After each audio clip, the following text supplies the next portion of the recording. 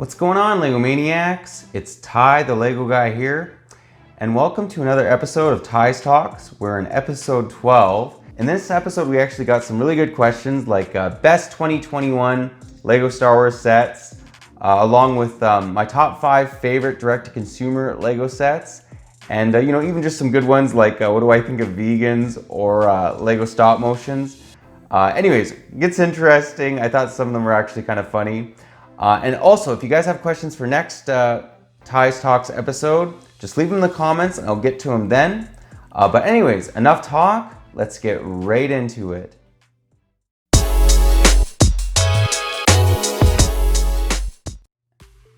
And our first question comes to us from Blitzbricks, and he asks, what do you think of the new Batman movie trailer, and do you think they will make sets on the movie?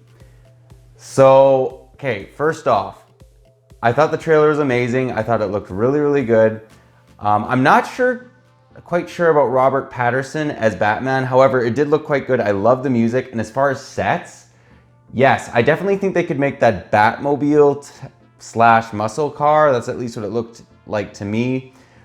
Along with, a number of different little fight scenes. My only thing that I think maybe could make this not become a set is that I do believe this movie's rated PG-13. So that may have a bearing on whether Lego makes Lego sets. However, they've done it with all the other Marvel sets. They're all rated PG-13. So I could definitely see them doing this. And our next question comes to us from Topaz, and he asks, since you've considered the future possibility of doing gaming streams, would you allow the viewers to add you on Switch, friend code PS4 gamertag? So yeah, actually, when we do finally get a gaming channel going, I'm hoping and eventually doing that, definitely, I'll actually create a Ty the Lego guy or Ty the gaming guy gamer tag, and that will be the gamer tag that I use to play with you guys. I'm thinking I'm gonna make it across all consoles just because I have all of them. I just will have to get live for them all, which will be unfortunate because who wants to pay for 3 different live services a month? And our next question comes to us from Miha, and he asks, which fight was more tense? Yoda versus R2 or Kenobi, and Qui-Gon versus Maul? So obviously, it doesn't get any more intense than Yoda versus R2. I mean, come on guys. Darth Maul versus Qui-Gon Obi-Wan is good, but clearly it's Yoda versus R2. The fight of the century. And our next question comes to us from Jack, the Lego Maniac. I wonder why I absolutely love your name. And he asks, what is best classic space sub-theme? So, really good question. I had a hard time with this because I thought, Unitron maybe, Explorines, Spyrus. But the one that I came down to that I think actually is the best as far as the minifigs definitely is the best space sub-theme. Vehicle is very good, but there's other sets that maybe could be on par with it. But I'm gonna have to say for the best space sub-theme, I think is the Lego UFO theme. I just think that theme was phenomenal. The minifigs were so incredibly detailed, especially for their time. Yes, their vehicles, I definitely could be challenged by like Explorines or something. However, or Unitron, some Unitron sets are really good. However, the reason why they take the cake is just the minifig. The minifigs are so good and the builds are just as good as any other space theme. So I'm gonna go with Lego UFO. And we have another question from Miha, and he asks, who got you into Lego? So I really like this one. When I was around 3, my parents bought me my very first Lego sets. They were all kind of like space oriented. And from then on, I was in love with Lego. Before I had Duplo, but at around 3, they started getting me into that. I also got into like the Wild West themes and whatnot. So yeah, it was my parents, and I'm really happy they did. They weren't very huge into video games. I wasn't allowed a gaming console till I was around 15, but they bought me tons and tons of Lego, and they were the ones that definitely got me into this amazing toy. And our next question comes to us from Jawa, and he asks, what is your favorite food? So I love a lot of things. I love pasta, I love pizza. Like Italian food is really high up there. Also Japanese food's high up there. But if I'm gonna say something that I could just eat every single day, I'm a steak, potato, and Caesar salad type of guy. Like that, hands down, is my favorite type of food, that combination. Steak's probably my favorite, however, you need the combo. So that type of combo is my favorite meal. I could eat that literally every single day of my entire life. And our next question comes to us from Yusuf, and he asks, if you had one set from any time period you could have re-released but using new building techniques and up to 2020 LEGO set standards, what would it be? So great question. I'd probably just say the Adventure line. If they could bring that back and make it like the old Adventure line but just better, and I'm not talking Pharaoh's Quest because I don't think that line was as good as the original Adventure line, I'd be thrilled. And the most set I'd want from that line would probably be the Temple of Anubis. That set is phenomenal, and if they were to make that like current day, I'd be so happy. I think that one probably takes the cake. There's a number of other contenders like the Fort Legoredo and sets like that, but I'd probably still go with the Temple of Anubis. And our next question comes to us from Big Chonker, and he asks, hey Ty, what is your least favorite battle pack and favorite keep up the great work dude? So thank you very much for the kind words. And as far as my least favorite battle pack, let me just pull up the number. My least favorite by far is the First Order 75132 battle pack. That set is terrible. You get 2 First Order Stormtroopers, which is cool, but you get like a Death Star gunner or whatever, and like a First Order officer. We don't want those guys in our battle packs, and we got 2 of them. Half the minifigs literally are kind of useless. So that's probably my least favorite battle pack. As far as my favorite battle pack, it's probably the Kashyyyk Trooper battle pack. That one is phenomenal. Also the original Clone Trooper battle pack's amazing from 2007. But I'll probably go with the Kashyyyk battle pack. I think that one's really good. And hopefully LEGO gives us that again, or maybe a souped up version of it, like the 501st battle pack. And our next question comes to us from Cowboy Lego Guy, and he asks, hey Ty, I'm currently selling all of my loose LEGO pieces to buy sealed sets. Do you think that's a good idea?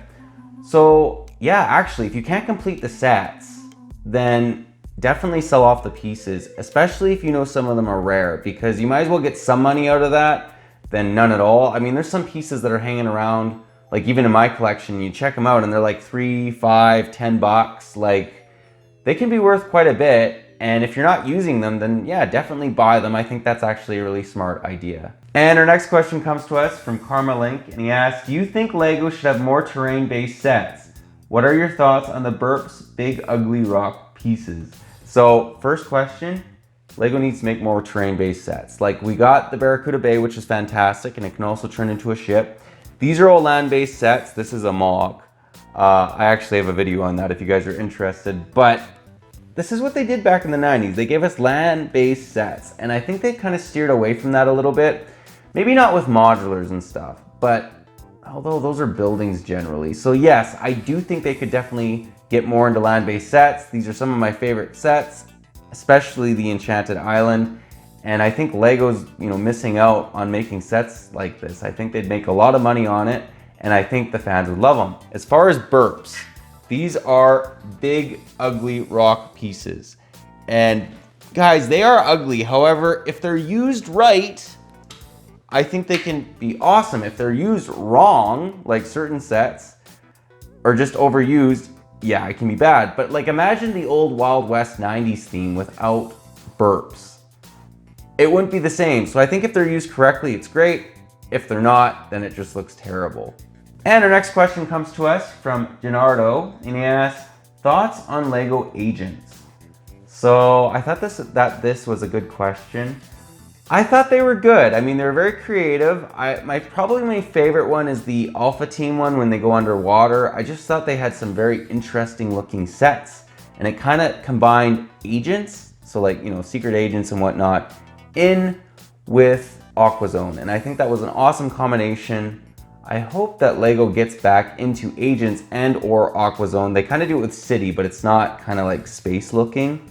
But yeah, to answer that, I do like agents, and I hope that one day LEGO remakes them. And our next question comes to us from the one and only BFab, or Brother from Another Brick, and he asks, what is your opinion on vegans? So this is a mouthful. I have no problem with that. If you find that meat or dairy products make you feel sick and you don't want to eat it, that's fine. I have no problem with that. However, if you're like the meme, how can you tell if someone's a vegan? Don't worry, they'll tell you within like 5 minutes. However that meme goes, those people really annoy me, because it's like, quit preaching at me, that veganism is the way and that eating meat is wrong and you're a terrible person. If you want to do that, that's fine. I have no problem with that. Like if you feel better, or you feel better about the environment or whatever because you're not eating meat. However, if you try to push your ideals on me, that's where I have an issue with it. So that's my opinion on vegans. If you're a vegan that just does it and you kind of keep to yourself about it, no problem with it. All the power to you if it makes you feel good and whatnot. But if you try and push the idea on me, then I have issues, and I think that's pretty fair. Anyways, I thought that question was funny. We're getting into the sort of political questions on the Q&A. And our next question comes to us from Loki Lego, and he asks, are there any Lego Star Wars sets rumored for 2021 that you are excited about? So, guys, I made a 2021 video of the sets coming out. The one set that I'm actually really excited about is the Imperial Probe Droid, the UCS version. It seems like it's going to be the size of, apparently the size of Baby Yoda, which I think is fantastic. So it's going to be a sizable set. And I've been wanting that set for literally like years. So I'm really excited that they're finally making that. Obviously, I'm also excited about the, UCS Republic gunship. That's going to be phenomenal. Those are definitely the two sets I'm most excited about. The theme has some bad ones, but those ones hopefully make up for it. And our next question comes to us from the Unknown Brick, and he says, do you think LEGO will give us another set that might get campaigned for in the future? Like the 501st Battle Pack. So, yes, I think that that's definitely a possibility. The fact that they actually, listened to the fans and made the set shows that something like this can happen again. And basically the set that I think that we should be campaigning for is a new Venator. I think that would be phenomenal. It's been 11 years since we got our last Venator back in 2009, and it's about due for a remake. I mean, Clone Wars is so huge. Most LEGO Star Wars fans love, the Clone Wars, and yeah, I think that definitely future sets can be campaigned. And that's the one I'm low-key kind of pushing for, is a new Venator or a Separatist Cruiser. One of the two, I'd be happy with either. And our next question comes to us from Burner Builds, and he asks, from your time on Earth, what was the best year for LEGO in your opinion? For me, it is 2019. So 2019 definitely is good. However, my favorite year for LEGO would probably be 2011. You had Pirates of the Caribbean, you had LEGO Star Wars at an all-time high. They had the Super Star Destroyer, the Imperial Shuttle Tidarium. You had Queen Anne's Revenge. You also had the Imperial Flagship from 2010. You could buy that at that same year as well. Like, they just had a lot of awesome sets that you could buy in the year of 2011. And yeah, by far, I think that was, in my opinion, the all-time best year. Although there is a couple contenders. 2013 is very good. Some periods in the 90s were also very good, but I'd probably say 2011. And our next question comes to us from LSM Animations, and he asks, do you like LEGO Minecraft? So yes, I actually think the sets are good. I've never played the game. It's part of the reason why I'm not a big Minecraft guy. However, I like the concept of Minecraft. To me, it's kind of like you're building Lego on a computer. That's, you're designing things, you're making worlds. It's kind of like mock builders. You're a mock builder on a computer. And because of that, I also like Lego Minecraft. I think the two blend really well together. They're both about building. One day I'd like to get more into it, but yeah, to answer your question, I do like Lego Minecraft. I just don't know much about it. And our next question comes to us from AM Productions, and he asks, top 5 D2C sets, which means direct-to-consumer sets. He didn't want me to put ideas in there, but we're gonna throw ideas in there just because you can't really answer that without it. The top 5, or my top 5 in no particular order, is the Pirates of Barracuda Bay, the Quickie Mart, the tree house, the shield helicarrier, and last but not least, the diner. I think those are all phenomenal sets. There are some other modulars that I think are comparable, although those are the 5 that I went with. I think they look really, really good. Let me know what your guys' thoughts on that are. Direct-to-consumer is a little bit difficult to try and rate, but because there's other sets, like I think the Batmobile is sold in like normal stores as well. I could be wrong about that, but those are the 5 I'm going with. I think those are all really solid models. And our next question comes to us from Miha, and he asks, do you enjoy Lego stop motion videos? And I have to say, yeah, like I watch some of your guys's that follow me on the channel, and then Jib Jab Productions, I always mess up his name. He makes really, really funny, you know, Star Wars oriented stop motions. There's some other guys that made like the Battle of Hoth stop motions, which are really good. Some guys make prequel, like episode 3 stop motions. So yeah, I like stop motions. I don't have the patience to make them. However, I do enjoy watching them. And our next question comes to us from Gennardo, and he says, how good is Monkey Kid so far, and do you think it has a chance to beat Ninjago? So we had a similar question to this last episode. However, I think Monkey Kid's good. The sets are quite colorful though. I don't know what I quite think about that. However, they're good. As far as do I think they'll beat Ninjago? I think they need to bring out some stellar Monkey Kid sets for that to happen, because I'm not even a Ninjago guy. And believe me, there's some Ninjago sets I just pass on because they're not my thing. However, the Ninjago City Docks, Ninjago City, the Destiny's Bounty, like the actual big ship form, those sets are phenomenal. Like they're 10 out of 10s, and I've never seen a Monkey Kid set that good. If Monkey Kid is to take out Ninjago, like really take them out, I really think that they have to bring some sets out at that caliber, because they've made really good sets. I've seen them, but not to that level. And once that happens, we can maybe, you know, start to speculate whether it will take it out or not. But until then, I don't think Ninjagos go anywhere. They've brought out some really, really good sets in the past. And our last question comes to us from the Riffs, and he says, why won't you wear sunglasses? Well, as you know, you only wear sunglasses when you're inside sometimes, and you wear sunglasses, don't wear sunglasses when you go outside. So anyways, I thought that would answer that. We're not wearing it right now just because you asked it, so I thought that I wouldn't wear them. But yeah, that pretty well does the Q&A for this episode, or this month I should say. But again, if you guys have questions for next episode, just leave them in the comments and I'll get to them in the next Ties Talks. We basically bring out one of these episodes every 4 weeks. But anyways, thanks again guys for watching. And again, if you like this video, leave it a thumbs up. If you're new to the channel, definitely consider subscribing and click that bell so you're notified for any future Ties Talks we do in this channel, Q&As. They're a lot of fun. You guys ask all kinds of different ones, and I actually learn more about Lego as I do them. But yeah, that's all I got for you again. But thanks again for watching, and I'll catch you on the next one.